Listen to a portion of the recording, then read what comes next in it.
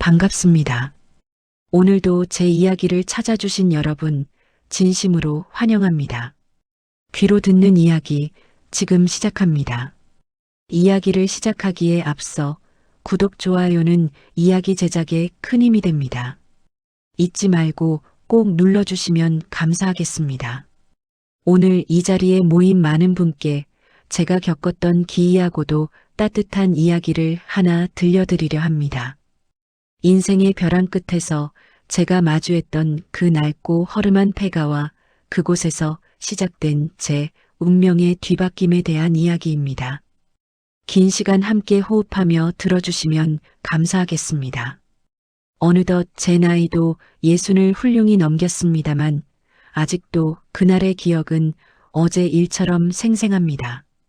남편을 일찍 여의고 자식도 없이 홀로 남겨진 제 처지는 참으로 기구했습니다. 시댁에서는 복 없는 년이라며 손가락질을 받았고 친정조차 이미 기울어 돌아갈 곳이 없었지요. 제 손에 쥐어진 것이라곤 남편이 남겨준 작은 괴짝 하나와 평생을 남의 집 일을 하며 모은 쌈짓돈 몇 푼이 전부였습니다. 저는 결심했습니다. 사람들의 눈총을 피해 아무도 나를 모르는 곳으로 가서 조용히 생을 마감하든 아니면 다시 시작하든 해보자고요. 그렇게 발길 닿는 대로 걷다 보니 도착한 곳이 경상도 어느 깊은 산골의 망월마을이라는 곳이었습니다.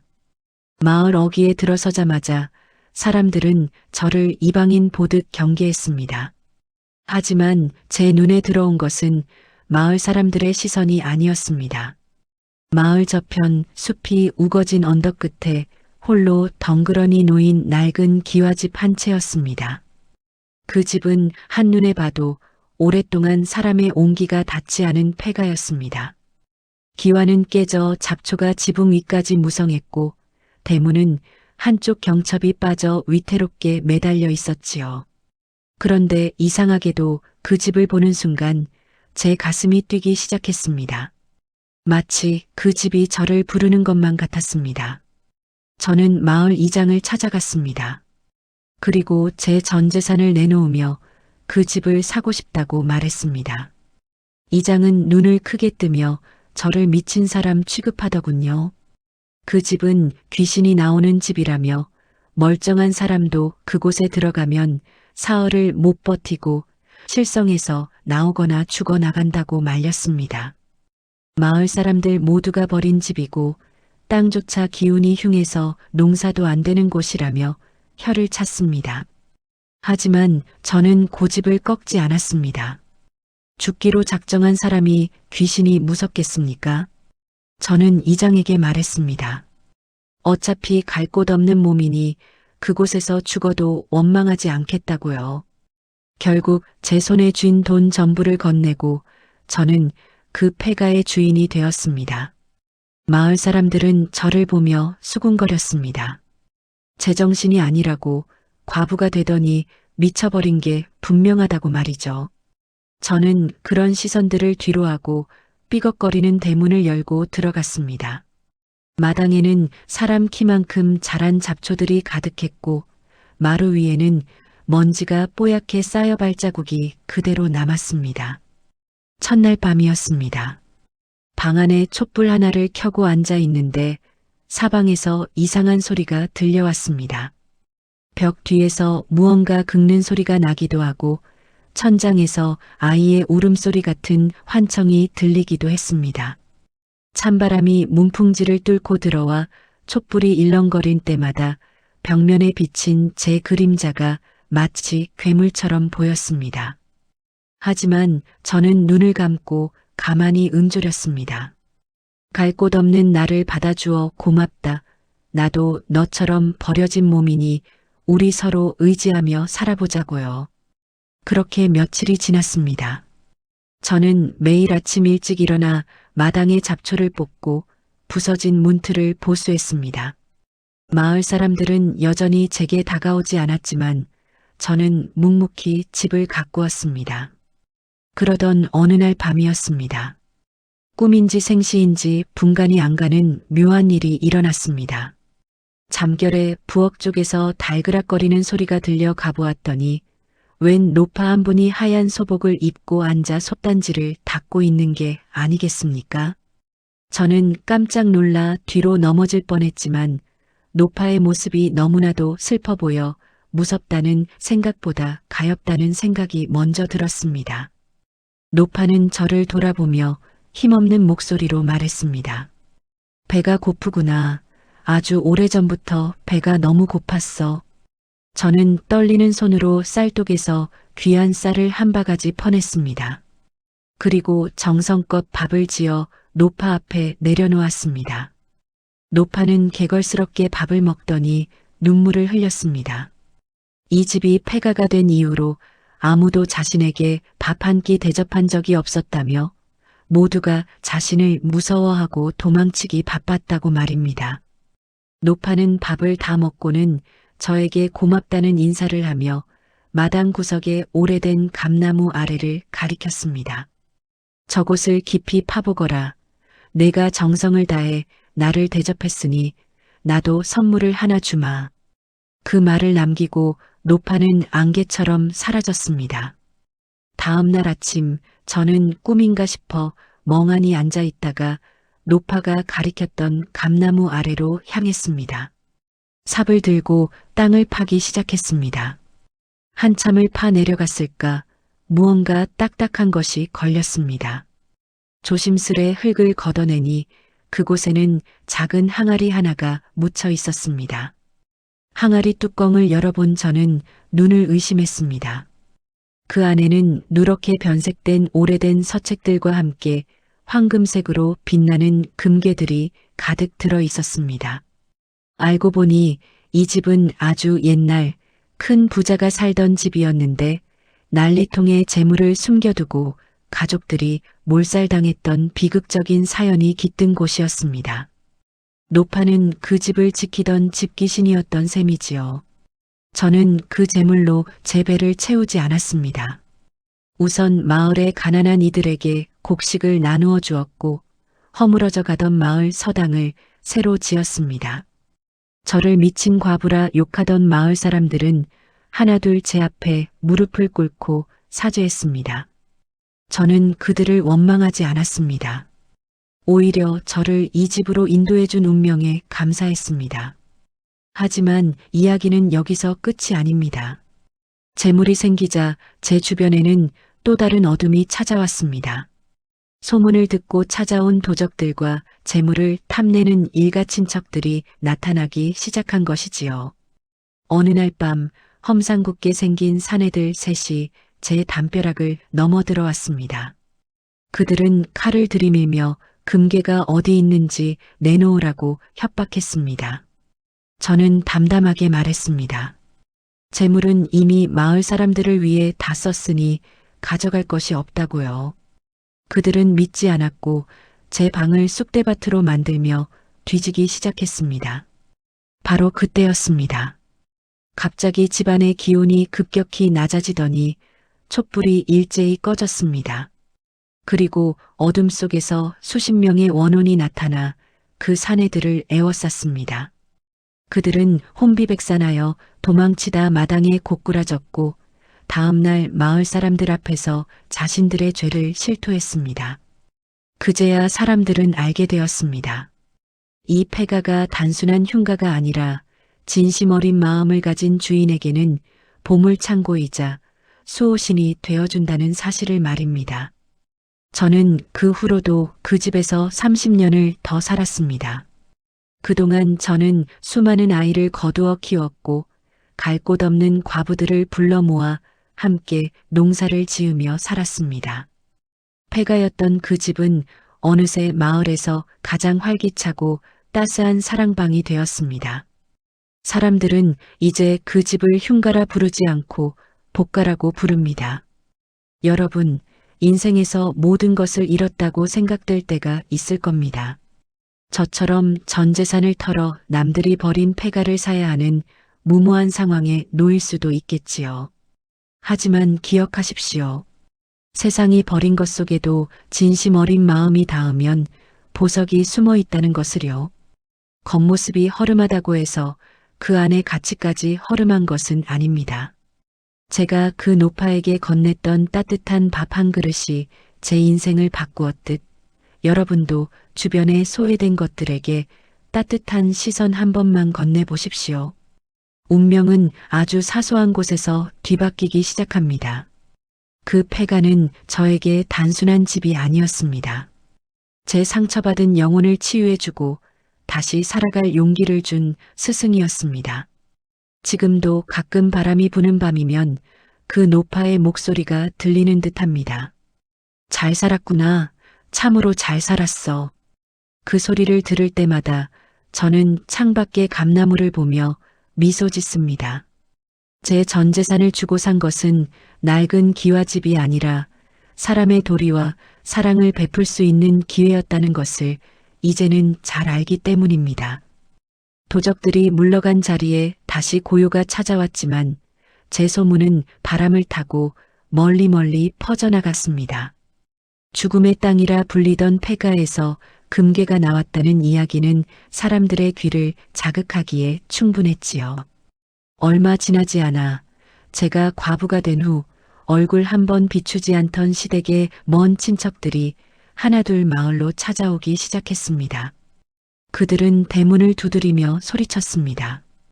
이 집은 원래 우리 가문의 조상님들과 인연이 깊은 땅이니 거기서 나온 재물도 마땅히 우리 것이라고 말입니다. 저는 조용히 문을 열고 그들을 맞이했습니다. 그들의 눈에는 탐욕이 가득했습니다. 저는 그들에게 말했습니다. 이 집은 제가 제 전 재산을 주고 산 제 집이고 여기서 나온 것은 이 집을 지키던 영혼이 제게 준 선물입니다. 당신들이 주장할 근거는 어디에도 없습니다. 하지만 그들은 막무가내였습니다. 관가에 고발하겠다며 으름장을 놓기도 하고 제 방 앞에서 곡을 하며 밤을 새우기도 했습니다. 그때였습니다. 집안의 공기가 다시금 서늘해지더니 마당 한가운데에 서 있던 큰 감나무가 기괴하게 흔들리기 시작했습니다. 바람 한 점 없는 날이었는데 말입니다. 친척들이 놀라 자빠질 때 공중에서 노파의 서늘한 웃음소리가 들려왔습니다. 탐욕스러운 자들이 이 신성한 터를 더럽히는구나. 당장 물러가지 않으면 너희 조상들의 묘자리까지 뒤흔들어 놓으리라. 그 서슬 퍼런 목소리에 친척들은 혼비백산하여 신발도 신지 못한 채 도망쳤습니다. 그 후로 다시는 저를 괴롭히는 일가 친척은 나타나지 않았습니다. 그 일이 있은 뒤 저는 제게 온 이 재물을 어떻게 써야 할지 깊이 고민했습니다. 단순히 제가 잘 먹고 잘 사는 것은 의미가 없었습니다.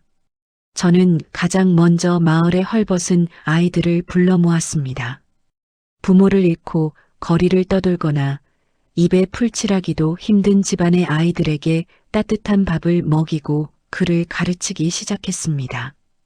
폐가였던 제 집의 행랑채를 수리하여 아이들의 숙소로 만들었고 마을의 덕망 높은 선비를 모셔와 아이들에게 글을 가르치게 했습니다. 어느 추운 겨울밤이었습니다. 눈이 무릎까지 쌓이던 그날 대문 밖에서 가느다란 신음이 들려왔습니다.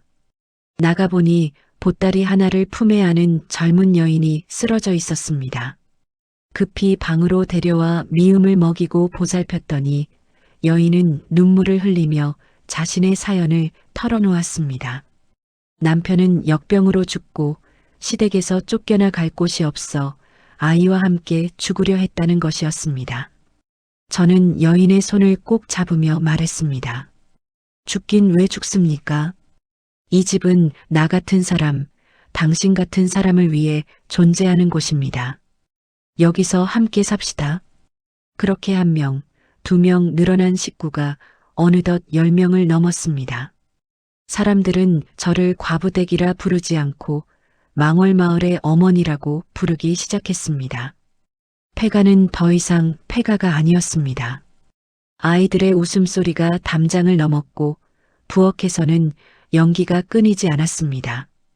저는 아이들과 함께 마당에 채소를 심고 뒷산에 땅을 일궈 밭을 만들었습니다. 이상하게도 이 집터의 밭에서 자란 곡식은 다른 곳보다 훨씬 크고 달았습니다. 마을 사람들은 그것이 제가 베푼 덕 때문이라고 했지만 저는 알고 있었습니다. 이 집을 지키는 노파와 수많은 영혼이 우리를 돕고 있다는 사실을 말입니다. 세월이 흘러 저는 어느덧 칠순을 바라보는 나이가 되었습니다. 그동안 제가 거두어 키운 아이들은 장성하여 고을의 관리가 되기도 하고 어엿한 농군이 되어 가정을 꾸렸습니다. 그들은 명절마다 저를 찾아와 큰절을 올리며 감사를 표했습니다. 저는 그럴 때마다 말했습니다. 내가 너희를 키운 게 아니라 이 낡은 집이 우리 모두를 살린 것이라고요. 그런데 평화롭던 우리 마을에 큰 위기가 찾아왔습니다.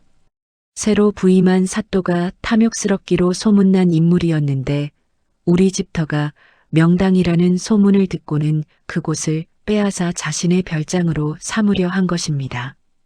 사또는 억지 죄명을 씌워 저를 관가로 끌고 갔습니다.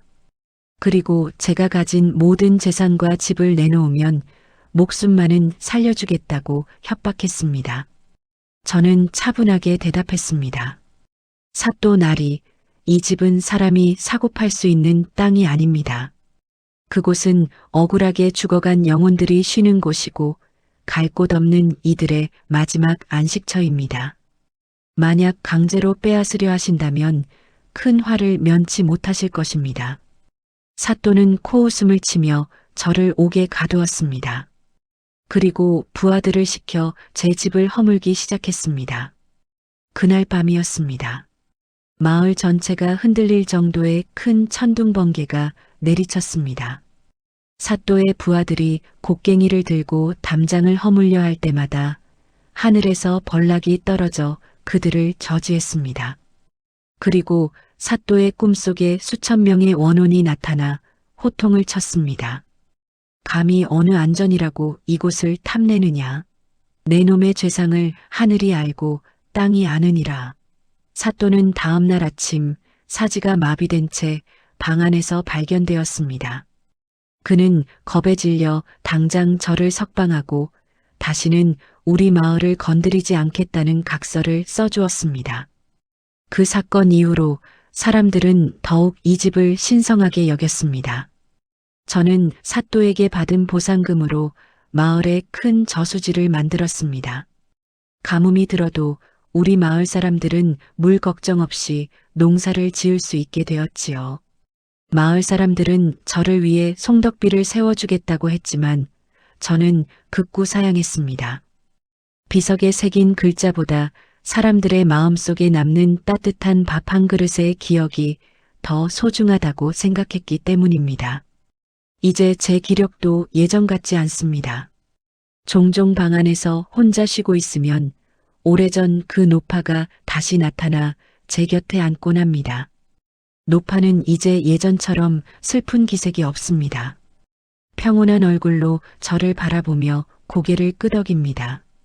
너 덕분에 이 집의 한이 다 풀렸구나. 이제 나도 편히 갈 수 있겠어. 저는 노파에게 물었습니다. 할머니, 제가 가고 나면 이 집은 다시 폐가가 될까요? 노파는 미소 지으며 대답했습니다. 아니, 진심을 다해 사람을 사랑하는 마음이 이 집에 머무는 한 이곳은 영원히 빛날 것이다. 저는 이제 죽음이 두렵지 않습니다. 제가 전 재산을 주고 산 것은 낡은 기와집 한 채였지만 그 집이 제게 준 것은 수만 금으로도 살 수 없는 인생의 진리였습니다. 버려진 것, 소외된 것, 상처 입은 것들을 보듬을 때 비로소 우리 삶이 완성된다는 것을요. 그렇게 평화로운 나날이 이어지던 어느 가을날이었습니다.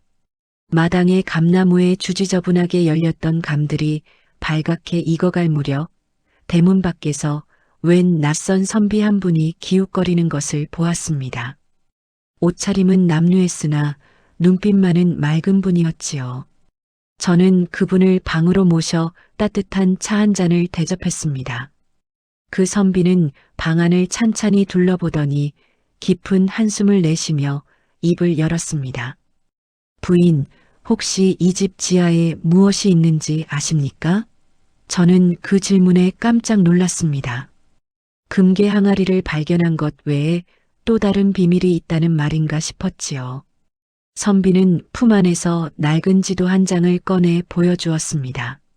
그것은 이 집의 옛 설계도였습니다. 이 집은 단순한 부자의 집이 아니라 나라의 기틀이 흔들리던 시절 뜻있는 선비들이 모여 학문을 닦고 뒷날을 도모하던 비밀스러운 장소였다는 것입니다. 선비의 말에 따르면 마루 밑 어느 구석에 숨겨진 문이 하나 더 있다고 했습니다. 그 안에는 금은 보화보다 더 귀한 것이 들어있을 것이라 하더군요.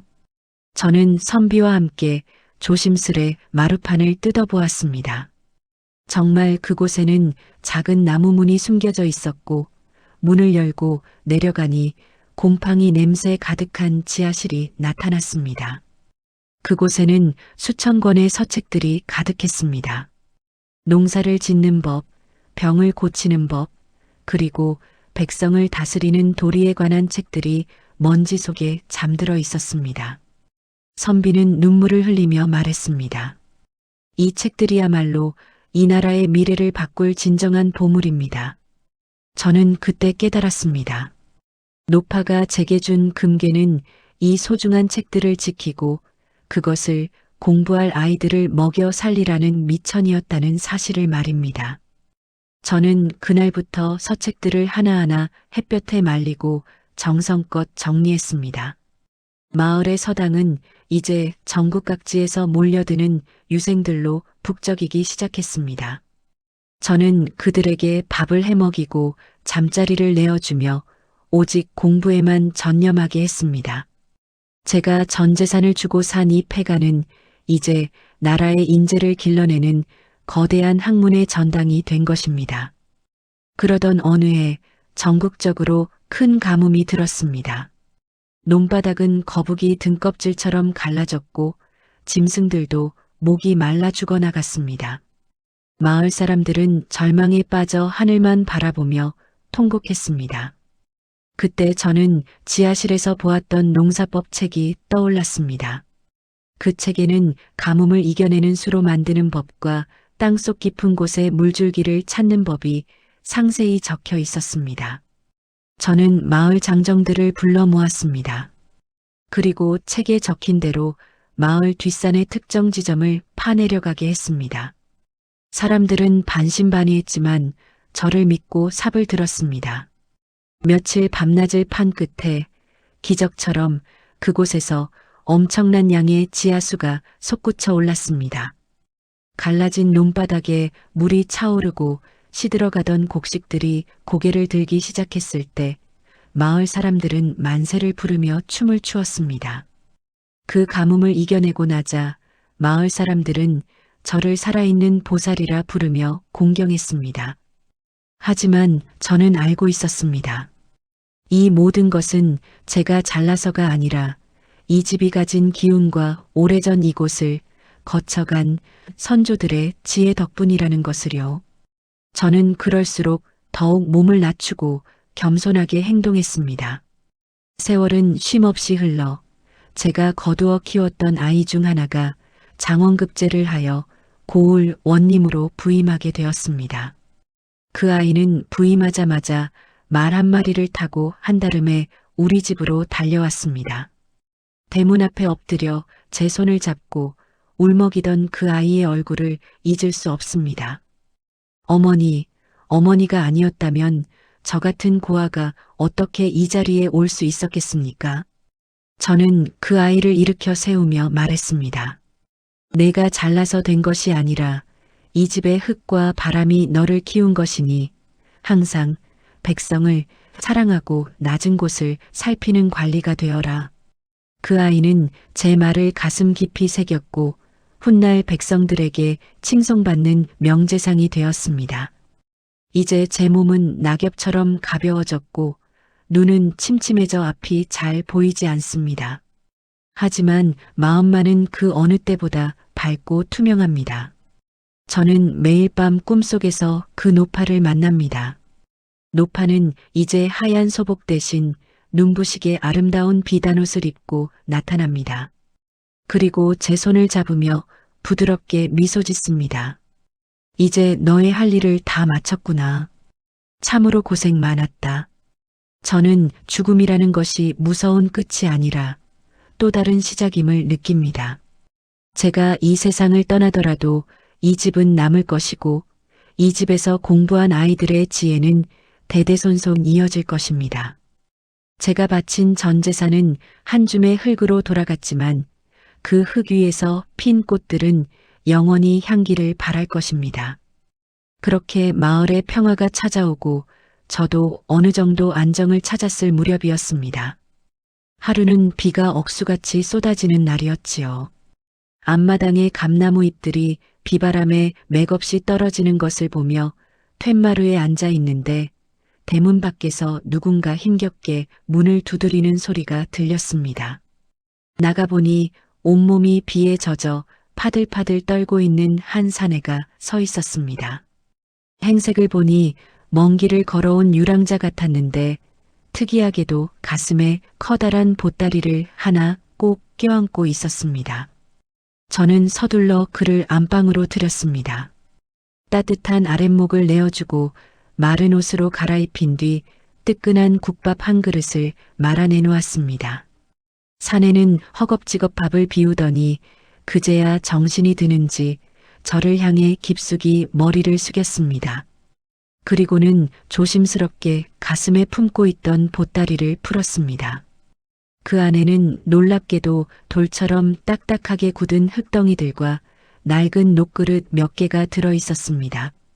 사내는 눈물을 글썽이며 말했습니다. 이 집 주인어른, 사실 저는 이 집의 원래 주인이었던 분의 먼 친척 되는 사람입니다. 집안이 풍비박산나고 모두가 뿔뿔이 흩어질 때 저희 할아버님께서 이 집 마당 어딘가에 가문이 대를 이을 아주 귀한 것을 묻어두셨다는 유언을 남기셨습니다. 저는 평생을 그것을 찾아 헤맸고 이제야 이 집을 찾아오게 되었습니다. 제발 이 흙덩이들의 비밀을 풀 수 있게 허락해 주십시오. 저는 사내의 눈빛에서 진심을 읽었습니다. 탐욕이 아니라 간절함이 보였지요. 저는 그에게 말했습니다. 이 집은 이미 제 것이지만 이 땅이 품고 있는 진실은 누구의 것도 아닙니다. 당신이 찾는 것이 이 집의 원한을 푸는 길이라면 얼마든지 돕겠습니다. 사내는 밤새도록 그 흙덩이들을 물에 불리고 정성껏 씻어냈습니다. 그리고 다음 날 아침 그 흙덩이 속에서 정체를 알 수 없는 검은 씨앗들이 수천 개나 쏟아져 나왔습니다. 그것은 아주 오래전 멸종되었다고 알려진 진귀한 약초의 씨앗이었습니다. 사내는 그 씨앗들을 보고 통곡했습니다. 이 약초는 사람의 기력을 살리고 죽어가는 이도 일으켜 세운다는 전설의 약초였는데 전쟁 중에 모두 불타 없어진 줄 알았거든요. 사내의 조상들은 언젠가 나라에 큰 병이 돌 때 백성들을 구하기 위해 이 씨앗들을 흙에 섞어 항아리에 묻어두었던 것입니다. 저는 사내와 함께 그 씨앗들을 뒷산 양지 바른 곳에 심었습니다. 이 집의 기운이 워낙 영험해서일까요? 다른 곳에서는 싹도 트지 않던 약초들이 며칠 만에 푸른 잎을 틔우기 시작했습니다. 그런데 신기한 일은 그때부터였습니다. 약초가 자라기 시작하자 마을에 돌던 이름 모를 풍토병들이 씻은 듯이 사라졌습니다. 마을 사람들은 약초의 향기만 맡아도 몸이 가벼워진다며 기뻐했습니다. 사내는 제게 금괴보다 더 귀한 것을 찾게 해주어 고맙다며 저를 올리고는 더 많은 사람을 구하기 위해 씨앗을 품고 다시 길을 떠났습니다. 그가 떠나던 날 저는 깨달았습니다. 이 폐가는 단순히 제가 살 집이 아니라 세상에 필요한 보물들을 하나씩 꺼내어주는 화수분 같은 곳이라는 사실을요. 어느덧 겨울이 지나고 다시 봄이 찾아왔습니다. 이번에는 마을의 아이들이 제 집 마당으로 모여들기 시작했습니다. 제가 글을 가르치기 시작했다는 소문을 듣고 먼 마을에서도 아이들이 찾아온 것입니다. 저는 아이들에게 글만 가르치지 않았습니다. 마당에 핀 꽃 한 송이, 흙 속에 꿈틀거리는 벌레 한 마리도 소중히 여기는 법을 가르쳤습니다. 그러던 어느 날 벙어리라고 놀림당하던 마을의 꼬마 하나가 제게 다가왔습니다. 아이는 말을 못하는 대신 그림을 아주 잘 그렸지요. 아이는 마당 구석의 낡은 창고 벽에 그림을 그리기 시작했습니다. 처음에는 낙서인 줄 알았는데 시간이 지나면서 그 그림이 예사롭지 않다는 것을 알게 되었습니다. 아이는 이 집에 머물렀던 옛사람들의 모습, 그리고 우리 집을 지켜주는 그 노파의 모습까지 생생하게 그려냈습니다. 마을 사람들은 아이의 그림을 보고 경악했습니다. 한 번도 본 적 없는 사람들의 얼굴인데 이상하게도 이 집의 역사와 딱 맞아떨어졌거든요. 아이는 그림을 다 그린 날 처음으로 입을 떼어 말했습니다. 할머니가 웃고 계세요. 고맙다고 하십니다. 그 말을 들은 저는 온몸에 전율이 일었습니다. 아이의 맑은 눈을 통해 이 집의 영혼들이 마침내 평안을 찾았음을 확신하게 되었습니다. 재물이 쌓이고 명성이 높아질수록 저는 더욱 조심했습니다. 제게 온 이 모든 복이 제 것이 아님을 잘 알았으니까요. 저는 매일 아침 마당을 쓸며 스스로에게 다짐했습니다. 이 집의 문턱을 넘는 그 누구도 빈손으로 돌려보내지 말자. 배고픈 자에게는 밥을, 마음이 아픈 자에게는 위로를 주는 집이 되게 하자고요. 그런데 제 인생에 또 하나의 큰 파도가 밀려왔습니다. 제가 거두어 키운 아이들이 장성하여 나라의 일꾼이 되어갈 무렵 인근 고을에 큰 불이 났다는 소식이 들렸습니다. 그 불로 수많은 집이 타버리고 수백 명의 이재민이 발생했다는 것이었습니다. 저는 주저하지 않았습니다. 곳간에 쌓아둔 곡식과 금괴들을 모두 꺼내어 마차에 실었습니다. 마을 사람들은 말렸습니다. 과부댁, 그 돈이 어떤 돈인데 그렇게 다 써버립니까? 나중에 늙어서 어찌하려고 그러세요?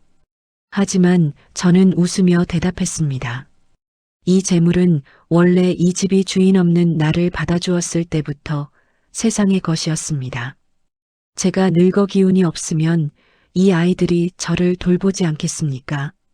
설령 길가에서 죽는다 해도 저는 여한이 없습니다. 저는 직접 마차를 몰고 불이 난 고을로 향했습니다. 그곳의 참상은 차마 눈뜨고 볼 수 없을 정도였습니다. 저는 천막을 치고 솥을 걸었습니다. 그리고 며칠 밤낮을 쉬지 않고 밥을 지어 나누어 주었습니다. 제가 가진 금괴들은 집을 잃은 사람들의 목재가 되었고 씨앗이 되었습니다. 사람들은 저를 향해 절을 하며 눈물을 흘렸습니다. 그때 저는 제 평생 가장 큰 행복을 느꼈습니다. 전 재산을 주고 샀던 그 폐가가 이제는 수천 명의 목숨을 구하는 집이 된 것입니다. 모든 일을 마치고 다시 우리 집으로 돌아오던 길, 저는 이상한 광경을 목격했습니다. 우리 집 마당에 있던 그 커다란 감나무가 황금빛으로 빛나고 있는 것이 아니겠습니까? 환상인가 싶어 눈을 비비고 다시 보았지만 그것은 분명한 빛이었습니다.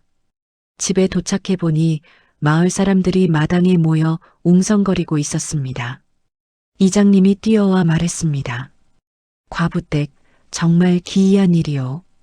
당신이 떠나 있는 동안 이 나무에서 난 감들이 하나도 떨어지지 않고 이렇게 빛을 내더니 마을의 우물물에서 향기가 나기 시작했소. 저는 감나무 아래에 무릎을 꿇었습니다. 그것은 이 집이 저에게 보내는 마지막 인사 같았습니다. 내가 세상에 베푼 사랑이 다시 너에게로 돌아왔다는 증표처럼 보였습니다. 이제 저는 정말로 나이가 많이 들었습니다. 손등에는 검버섯이 피고 허리는 기역자처럼 굽었지요. 하지만 제 마음은 18살 소녀처럼 여전히 설렙니다. 오늘 아침에도 마당을 쓸다 발견한 작은 새싹 하나에 가슴이 뜁니다. 제 전 재산을 주고 샀던 그 폐가는 이제 제 육신을 담는 집을 넘어 제 영혼이 머무는 거대한 우주가 되었습니다. 제가 떠난 뒤에도 이 집은 누군가에게 또 다른 희망이 되겠지요. 혹시 압니까? 또 다른 가련한 과부가 찾아와 이 집의 문을 두드릴지 말입니다. 그때 이 집은 제가 그랬던 것처럼 따뜻하게 그분을 안아줄 것입니다. 비바람을 막아주고 땅속에 숨겨둔 보물을 내어주며 다시 살아갈 용기를 주겠지요. 네. 긴 시간 이어온 저의 야담, 그 마지막 이야기를 들려드리겠습니다. 어느덧 제 나이 90을 훌쩍 넘겼습니다. 이제는 귀도 잘 들리지 않고 눈앞도 뿌옇게 흐려져 세상이 마치 안개 속에 잠긴 것만 같습니다. 하지만 이상하게도 제 마음의 눈은 그 어느 때보다 또렷합니다. 지난 세월 이 집에서 겪었던 모든 일이 파노라마처럼 스쳐 지나갑니다. 가을이 깊어지고 마당의 감나무가 마지막 잎새를 떨구던 어느 날 밤이었습니다. 저는 여느 때처럼 자리에 누워 잠을 청하고 있었습니다. 그런데 꿈속에서 그 옛날 저에게 밥을 얻어먹었던 그 노파가 다시 나타났습니다. 노파는 이제 더 이상 낡은 소복 차림이 아니었습니다. 눈부시게 하얀 비단옷을 입고 머리에는 고운 화관을 쓰고 있었지요.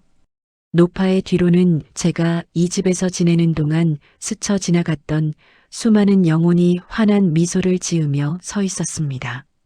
노파가 제게 손을 내밀며 말했습니다.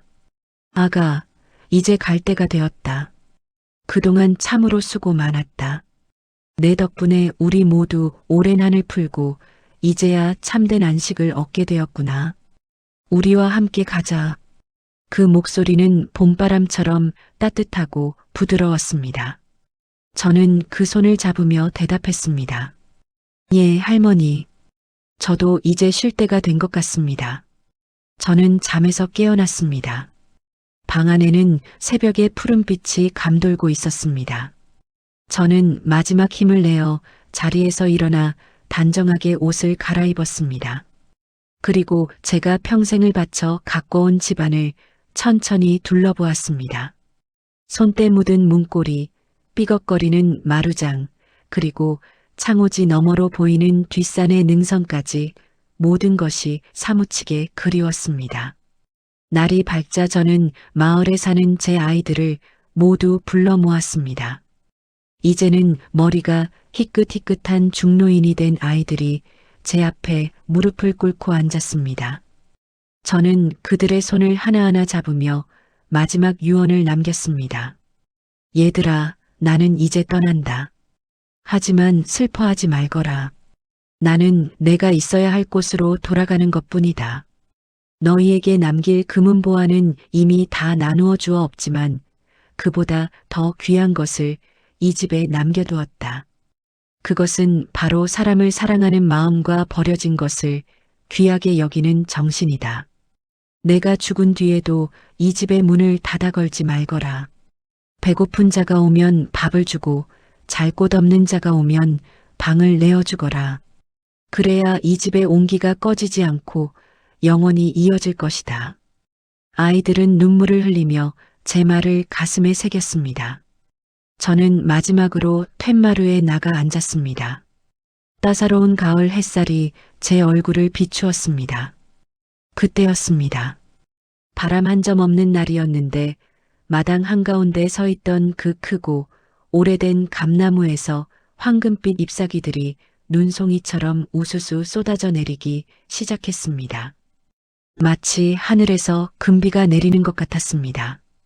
그 황홀한 광경을 바라보며 저는 빙글에 미소 지었습니다. 아, 이 집이 나에게 주는 마지막 선물이구나. 저는 감나무를 향해 고개를 끄덕이며 속삭였습니다. 고맙다. 참으로 고마웠다.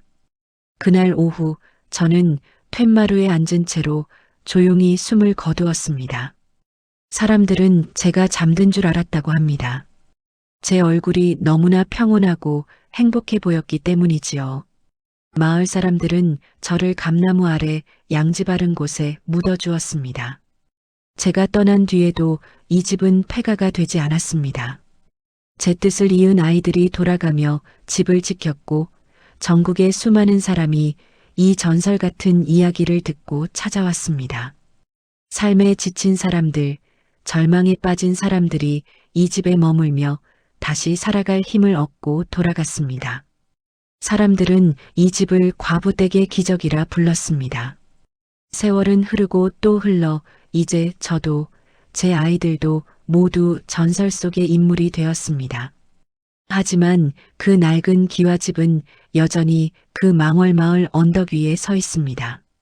지금도 가끔 달 밝은 밤이면 그 집 마당에서 은은한 다듬이질 소리와 함께 사람들의 웃음소리가 들려온다고 합니다. 그리고 가을이 되면 여전히 그 감나무는 황금빛으로 빛나며 마을을 환하게 비춘다고 하지요. 여러분, 저의 긴 이야기를 들어주셔서 정말 감사합니다. 제가 전 재산을 주고 샀던 것은 다 쓰러져가는 폐가가 아니었습니다. 그것은 세상 그 어떤 것과도 바꿀 수 없는 사랑이었고 희망이었으며 바로 제 인생 그 자체였습니다. 부디 여러분의 삶에도 그런 기적이 찾아오기를 바랍니다. 지금 여러분의 눈앞에 있는 것이 비록 보잘것없고 초라해 보일지라도 그 안에 숨겨진 가치를 알아보는 지혜로운 눈을 가지시기를, 그리고 그곳에 따뜻한 정성을 쏟아 여러분만의 황금 항아리를 발견하시기를 이 늙은 과부가 하늘에서도 간절히 기도하겠습니다. 이제 정말 작별 인사를 드릴 시간이네요. 여러분 모두 건강하시고 행복하십시오. 안녕히 계십시오.